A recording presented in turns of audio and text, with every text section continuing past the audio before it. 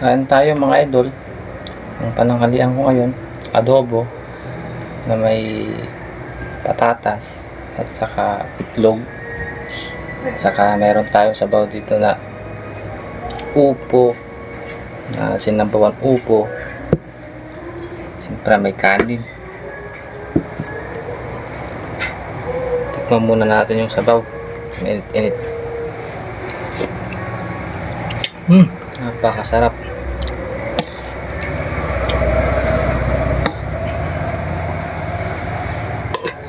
Adobo saka patatas.